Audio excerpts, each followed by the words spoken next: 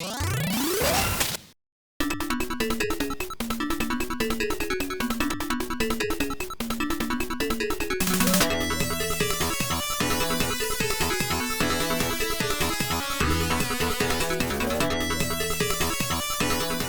Headdy is a 2D platformer released for the Sega Mega Drive all the way back in 1994 and was developed by the Japanese studio Treasure, who are probably best known for the awesome Gunstar Heroes released the previous year. The game has a really interesting and quirky concept. You see, everything is played out like a stage show, populated by a cast of bright and colourful characters made up of puppets, toys and mechanical contraptions. It's not all sunshines and rainbows though. Some bloke named Dark Demon has taken over and is going around capturing puppets.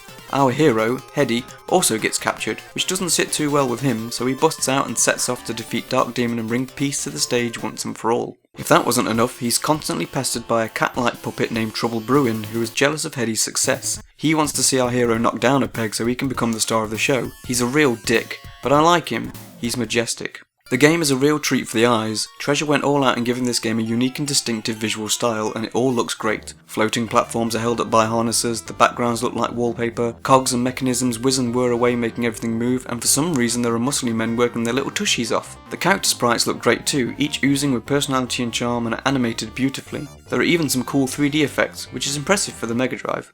Dynamite Headdy sounds just as good as it looks. Apparently there are a few different composers on board, which certainly explains the game's varied soundtrack. It's generally upbeat and catchy, perfectly matching the game's art style. That 16-bit rendition of the Nutcracker March is just beautiful. You've also got your usual 16-bit punchy sound effects when things get hit or explode, and there's even a few voice samples in the game which don't sound completely butchered. But how does it play?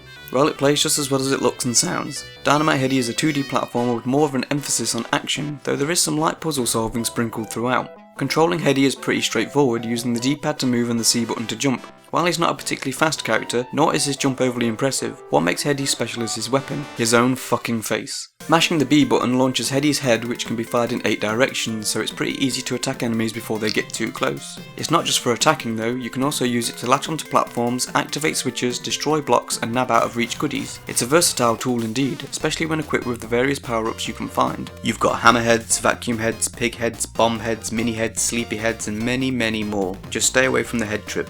It's dumb. There's also a bonus stage in which you go all Space Jam, shooting basketballs into moving hoops. Clearing this stage grants you a random number, and getting 4 of them gains you access to a secret bonus level at the end of the game. What is this, Resident Evil? There are 28 levels for you to work through, with each one offering something new and exciting, and they're all named after terrible movie puns. There's some real variety on offer, and each level is filled with secret bonus points, rewarding you for exploring, solving puzzles and hitting things, like this cow.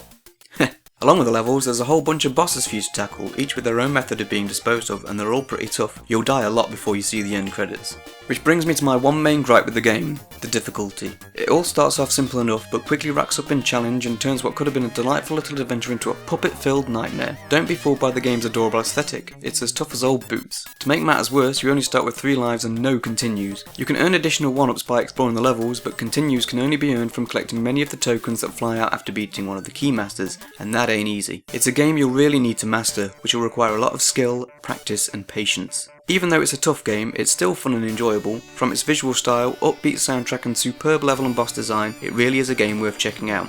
It's available on a variety of different platforms, so there's really no excuse in not playing this superb little game. I personally feel that it's criminally overlooked, so if you enjoy action games and want something a little different, I highly recommend you check out Dynamite Headdy.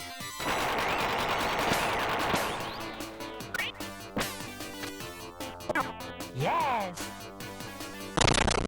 Do you have any thoughts or memories about Dynamite Headdy? Feel free to let us know in the comments below, and if you enjoyed this, why not give us a like and subscribe to keep updated on future videos? There's plenty more to come.